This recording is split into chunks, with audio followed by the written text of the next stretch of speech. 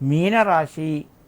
ఈ రాశి వారికి ఈరోజు పనుల్లోపట వేగం పెరుగుతూ ఉంటుంది. మీకు చేయవలసినటువంటి పనులు ముందుకు వస్తాయి, త్వరగా పూర్తి అవుతాయి.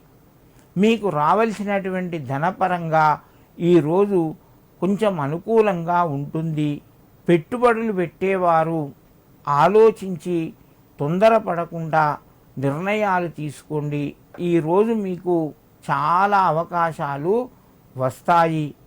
కానీ తొందరపడి నిర్ణయాలు తీసుకోకుండా ఆలోచించి నిర్ణయించుకొని విచారం చేసుకొని మీరు పనులు ప్రారంభించండి.